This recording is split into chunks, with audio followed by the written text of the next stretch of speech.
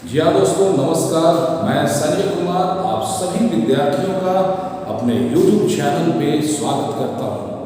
आज के इस वीडियो लेक्चर में हम बात करेंगे मैक्रो इकोनॉमिक्स के इम्पोर्टेंस पर कि इसका महत्व क्या होता है, दूसरा इसकी सीमाएं क्या होती है, what is the limitations of macro economics and what is the importance of macro economics, और थर्ड लेवल में हम बात करेंगे what is the main difference between micro and macroeconomics. So are you ready guys? Come on, चलिए जरा सा आगे बढ़ते हैं। इसके पहले वाले वीडियो में हमने बात किया था कि मैक्रो इकोनॉमिक्स हमेशा एक एग्रीगेट का बात करता है, बड़े बड़े चीज़ों की बात करती है। बड़े बड़े चीज़ों में होता क्या क्या है, तो ध्यान देना, सबसे बड़ा चीज जो होता है वो होता है टोटल। कोई भी आइटम हो उसके पहले अगर आप टोटल वर्ड यूज कर देते हैं तो ये मैक्रो का पार्ट हो जाता है। जैसे टोटल प्रोडक्शन, ये आप जानते होंगे। प्रोडक्शन का मतलब होता है उत्पादन करना। उत्पादन का मतलब हुआ कि किसी भी वस्तु का रंग, रूप, आकार और स्थान को अगर चेंज कर दिया जाए और अगर उसके वैल्यू में कोई चेंजेज हो जाता है तो हम कहते हैं कि यहाँ पे प्रोडक्शन हुआ है। लेकिन कोई एक का नहीं, पूरे का पूरा टोटल प्रोडक्शन। जब बात टोटल प्रोडक्शन होगी तो ये मैक्रो इकोनॉमिक्स हो जाता है। Total production, total consumption. Consumption का मतलब होता है उपभोग करना, किसी भी वस्तु की उपयोगिता को यूज करके अपनी आवश्यकता को पूरा कर लेना उपभोग कहलाता है। Total consumption. Total employment, total employment, पूरा का पूरा रोजगार कितना है। अगर इकोनॉमिक्स में कुछ भी वर्ड नजर आए, अगर उसके पीछे आपको टोटल, कुल नजर आए तो समझ जाना ये बात हो रहा है मैक्रो इकोनॉमिक्स का। क्लियर है बात? अब हम बात करते हैं कि ये मैक्रो इकोनॉमिक्स हम पढ़ते क्यों हैं। हमारा फर्स्ट टॉपिक है importance of macro economics. Macro economics का महत्व क्या है? इंपॉर्टेंस, महत्व। महत्व का मतलब होता है कि अगर ये नहीं होता तो क्या होता। आप कभी कल्पना किए हैं? अभी आप कॉलेज में हैं, स्कूल में हैं, आप पढ़ रहे हैं, अगर आपके लाइफ में आपके मम्मी पापा, पेरेंट्स नहीं होते, अगर आप अकेले होते दुनिया में, आपका कोई रिश्तेदार नहीं, अनाथ, तो क्या ये लाइफ जो भी आप जी रहे हैं, क्या ये पॉसिबल था? नहीं ना। तो यही बात समझना है। ऐसे बहुत से बच्चे हैं जो अनाथ हैं, अनाथालय में रहते हैं, सड़कों पे रहते हैं, उनसे 1000 गुना बेहतर है आप। क्यों? क्योंकि आपके साथ आपके पेरेंट्स हैं, आपके मम्मी पापा हैं। तो आपके लाइफ में आपके मम्मी पापा का कुछ इम्पोर्टेंस है या नहीं है, महत्व है या नहीं है। तो अगर हम बात कर रहे हैं मैक्रो इकोनॉमिक्स का, तो पहला सवाल दिमाग में आता है कि भाई ये मैक्रो इकोनॉमिक्स हम पढ़ क्यों रहे हैं? अगर नहीं पढ़ते तो क्या हो जाता, और पढ़ लेंगे तो हमको मिलेगा क्या? तो जो भी अगर अच्छी बातें होंगी वही उसका महत्व होता है, इम्पॉर्टेंस होता है। आपका पेट भरा हुआ है तो क्या अभी भी 10-12 रोटी खाओगे, या जब भूख लगता है तब खाते हैं? तो रोटी का महत्व कब है? जब आपको भूख लगा। जब भूख लगता है तो आप कुछ खा सकते हैं। लेकिन अगर ऑलरेडी पेट भरा हुआ है आपका पहले से, तो भी खाने का इच्छा करेगा नहीं ना। तो इसी तरह से कुछ कुछ बात है ऐसे जिस पर हम लोग देखेंगे। पहला टॉपिक है formulation of economic policies of the government.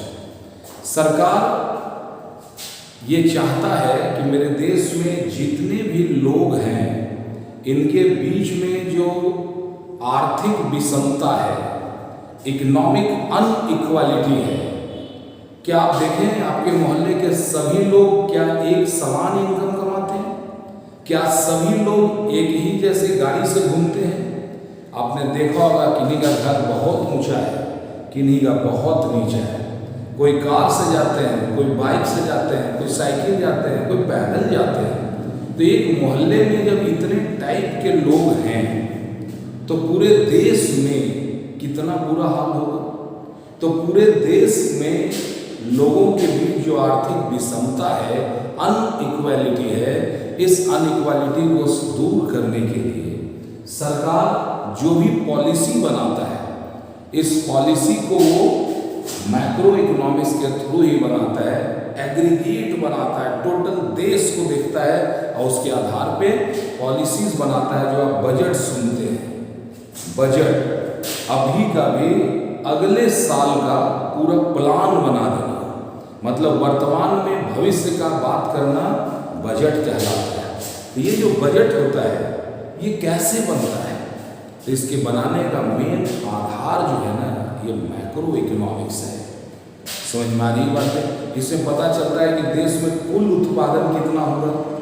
Rajasthan में धान पैदा होता होगा कि आलू पैदा होता होगा, जो मरुस्थल है नहीं होता है, लेकिन हरियाणा, पंजाब, बिहार में ये चीज़ें होती हैं।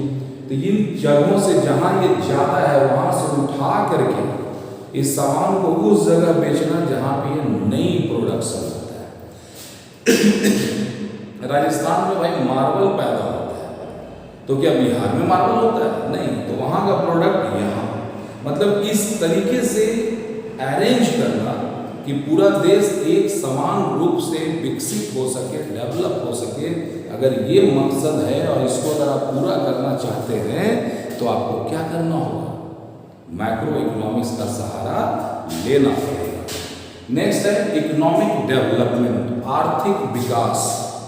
आज अमेरिका का पर कैपिटा इनकम डॉलर्स में जाता है, हजारों डॉलर्स में। जापान का भी हजारों लाखों में जाता है, चाइना भी हजारों लाखों में जाता है, और हम लोग हजारों नहीं, हजार में भी आ गए हैं तो बहुत है। तो अगर ये सरकार चाहे कि हम ऐसा क्या प्लान करें कि मेरे देश का आर्थिक विकास हो सके, यानी समाज के सभी लोग एक समान रूप से विकसित करें, दोनों के बीच में आर्थिक विषमता जो अंतर होता है वो थोड़ा कम हो, तो इसके लिए जरूरी होता है कि मैक्रो इकोनॉमिक्स का सहारा लिया जाए। To study the working of the economy, हमारा अर्थव्यवस्था किस तरह से काम कर रहा है। आप जानते हैं पूरा दुनिया में इकोनॉमी का 3 तरीका होता है, कैपिटलिज्म, सोशलिज्म और मिक्स्ड इकोनॉमी।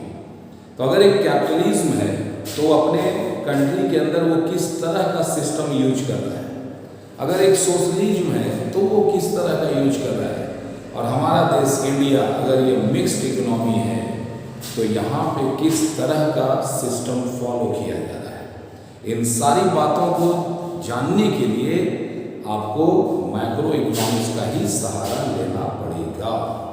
अगर वो अमीर है तो क्यों है, और अगर ये गरीब है तो क्यों है, इस बात को अच्छे से एक्सप्लेन करने के लिए जरूरी होता है कि इन सारी बातों पर डिस्कशन किया जाए। अब नेक्स्ट टॉपिक है इंटरनेशनल कंपैरिजन। आप देखते हैं अंतर्राष्ट्रीय तुलना, पूरा दुनिया के देशों को अगर लिस्ट में बना के लिखा जाए तो 1 2 3 4 ऐसे करते करते करते 220-22 तक जितना देश है सब आ जाता है। तो आखिर वो वजह क्या है कि कौन सा देश टॉप पे है, कौन सा देश एकदम लास्ट में है। अगर ये बात अगर जानना चाहते हैं तो आप लोगों के लिए बेहतर होगा कि आप मैक्रो इकोनॉमिक्स का सहारा लें। तो ये चारों ऐसे फैक्टर थे जिनको जानने के लिए, जिनका एक्चुअल फिगर लाने के लिए, आखिर ये है क्या, काम कैसे करता है, इन तमाम बातों को जानने के लिए हम लोगों को मैक्रो इकोनॉमिक्स का स्टडी करना पड़ता है। क्लियर? सेकंड टॉपिक है लिमिटेशंस ऑफ मैक्रो इकोनॉमिक्स, समष्टि अर्थशास्त्र की सीमाएं। हर चीज का एक बॉर्डर होता है, एक सीमा तक हो तो इंडिया और जैसे बॉर्डर पार किए तो पाकिस्तान पहुंचे।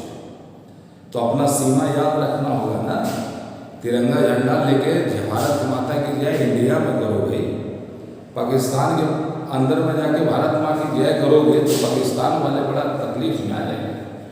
अब पाकिस्तानी झंडा हमारे देश में लहराता है तो हम लोग कुछ नहीं कर पाते हैं। कोई रीजन होगा जैसा भी हो। हम ये बात करेंगे कि समष्टि अर्थशास्त्र का आखिर सीमा क्या है। तो ध्यान देना, समष्टि अर्थशास्त्र दो वर्ड होता है। एक होता है इंडिविजुअल, ये जो इंडिविजुअल है, और एक है एग्रीगेट। इंडिविजुअल और एक है एग्रीगेट। इंडिविजुअल मतलब होता है व्यक्तिगत, और एग्रीगेट का मतलब होता है समग्र। जब बात आप किसी एक की कर रहे हैं तो ये इंडिविजुअल है, जिसके बारे में हम पढ़ते थे माइक्रो इकोनॉमिक्स में, और जब आप सभी के बारे में पढ़ते हैं तो ये एग्रीगेट कहलाता है। इसको हम, ये है main essence of macro economics. क्यों? क्योंकि यहाँ पे हम लोग एग्रीगेट का बात करते हैं। समझ में आ रही बात?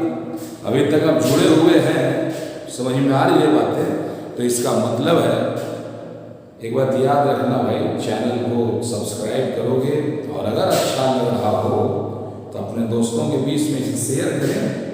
और अगर किसी भी तरह का कोई डाउट हो तो हमारा नंबर है 6200232552। आप इस जगह पे कॉल करके मेरे से अपने डायरेक्ट क्वेश्चन को पूछ सकते हैं, और जो भी डाउट होगा मैं कोशिश करूंगा कि आपके सारे डाउट्स को क्लियर कर सकूं, और इकोनॉमिक्स जो तकलीफ देता है उस तकलीफ को मिटा के आरामदायक बना सकूं आप लोगों के लिए। क्लियर है? तो चलो बच्चों, ये इंडिविजुअल और एग्रीगेट। अब बताओ कि बचत करना समाज के लिए, एक आदमी के लिए अच्छा है या नहीं? देखो, अगर कोई आदमी कमाया 100 रुपया और खर्च कर दिया 100, इसका बचत हो गया 0। क्या ये सही बात है? अगर सभी लोग, एक आदमी के लिए बचत करना बहुत जरूरी है, आवश्यक है, लेकिन अगर इस दुनिया के सारे लोग या एक देश के सारे लोग बचाने लगे, घर ही से माँ कसम खा के आए कि भैया कुछ भी हो जाए हम खर्चा नहीं करेंगे, तो क्या ये एग्रीगेट के लिए सही है? सोचिए, एक आदमी के लिए बचत करना अच्छा बात है, लेकिन पूरा का पूरा सोसाइटी अगर बचत करता है तो सोसाइटी बर्बाद हो जाएगा। जरा सोचो, अगर सभी लोग सेविंग्स करेंगे, यानी खर्चा अगर करना बंद कर दें, तो मार्केट में डिमांड, सेविंग्स कर रहे हैं का मतलब क्या होगा कि खर्चा कम कर रहे हैं, खर्चा कम। तो जब ये खर्चा कम कर रहे हैं तो मार्केट में डिमांड बढ़ेगा कि घटेगा? आप बोलेंगे सर डिमांड भी घट जाएगा, क्योंकि कोई लोग तो कुछ खरीदना ही नहीं चाहता। जब डिमांड कम होगा बाबू, तो क्या प्रोडक्शन बढ़ेगा कि घटेगा? आप बोलेंगे सर प्रोडक्शन ही घटेगा। जब प्रोडक्शन घटेगा तो उस उत्पादन में जितने लोग जॉब में थे, क्या वो अभी जॉब में रहेंगे या अनएम्प्लॉयमेंट बढ़ेगा? मतलब क्या बेरोजगारी, रोजगार रहेगा या रोजगार जाएगा? तो रोजगार चला जाएगा, क्योंकि यह फैक्ट्री में काम ही नहीं हो रहा है, तो किसी भी वर्कर को बैठा कर तो सैलरी नहीं दिया जा सकता। इसलिए एम्प्लॉयमेंट जो है वो कम हो जाएगा। जब एम्प्लॉयमेंट कम होगा तो लोग बेरोजगार हो जाएंगे, और जब बेरोजगार हो जाएंगे उनका आय कम हो जाएगा, तो फिर उनका जीवन अच्छा होगा या बुरा होगा? जीवन बुरा हो जाएगा। ध्यान देना, एक आदमी के लिए बचत करना जरूरी है, लेकिन अगर सब का सब बचत करना चालू कर दें, एकदम घर ही से, मान लो कि आप कहीं घर से निकलो और कसम खा ले कि कुछ भी नहीं खरीदेंगे, तो वो फुचका वाला, वो ठेला वाला, वो होटल वाला, वो दुकान वाला जो कस्टमर के इंतजार में सुबह से बैठा हुआ है, उसका माल बिकेगा या नहीं बिकेगा? नहीं बिकेगा।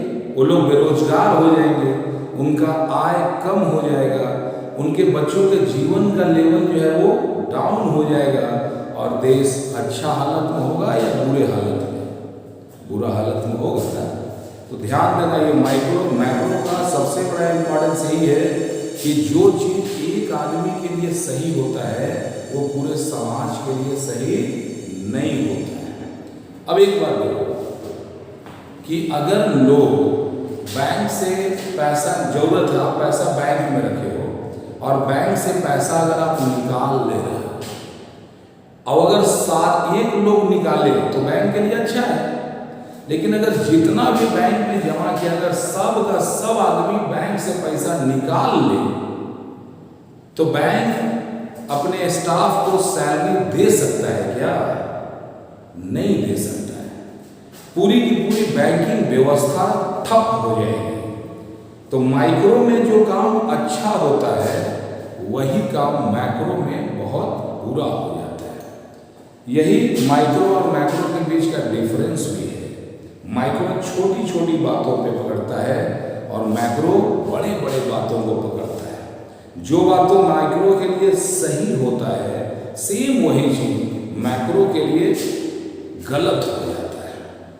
ठीक है, लेकिन एक बात संबंध भी है, रिलेशन भी है माइक्रो और मैक्रो में, कि मैक्रो के बारे में आप तभी अंदाजा लगा सकते हो जब आपके पास माइक्रो हो।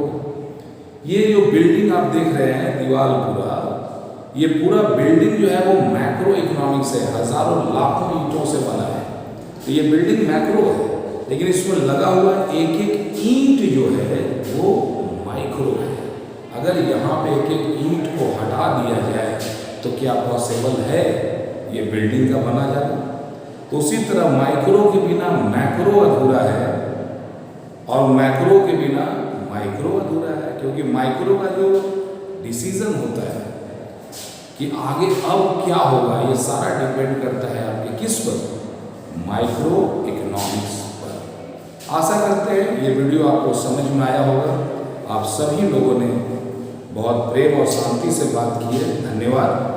और अभी तक चैनल सब्सक्राइब नहीं किया है तो प्लीज़ चैनल सब्सक्राइब कर दो, वीडियो को ज़्यादा से ज़्यादा लोगों तक शेयर करो और आप सभी लोगों को दिल से धन्यवाद।